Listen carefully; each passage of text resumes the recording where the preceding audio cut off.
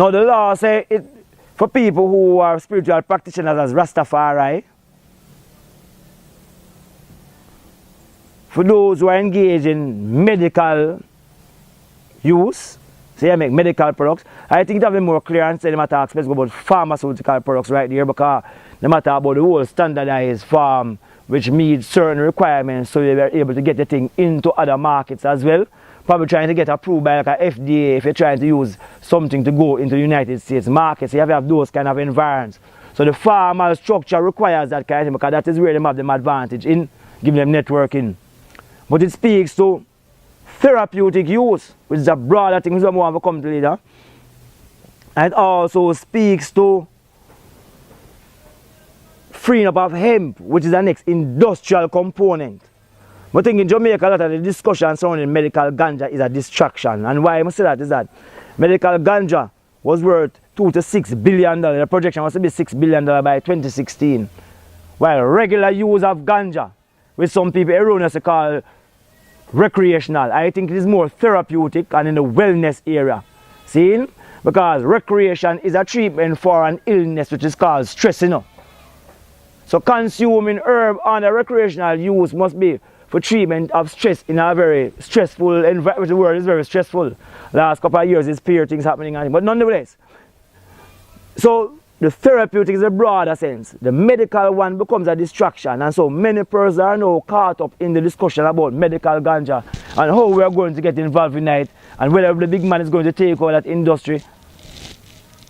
But recreational wellness therapeutic use is worth $40 billion.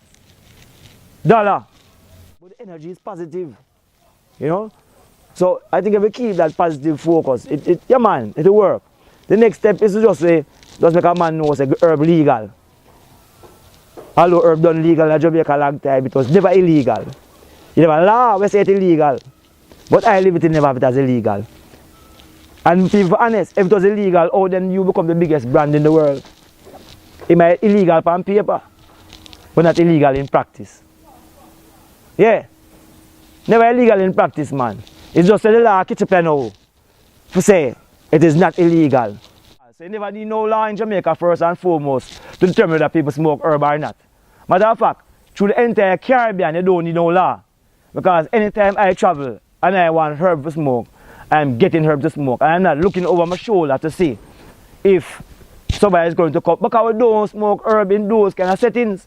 So you never need the law. But nonetheless, I think that there was a psychological liberation that took place with that law. For many people who operated in those legislative spaces and are ganja users. So remember one time, they will say those persons in the organization is a roots man. And we know them probably smoke herb, but them still have a frown because the law they say it is criminal and no one wants to be called a criminal. So that kind of shifting, I think, give that kind of psychological liberation, which I think was very important. See? Now, the law before made persons criminal for a spliff. I hear the minister Bunting say we used to make about 12,000 youths every year get a charge for a spliff.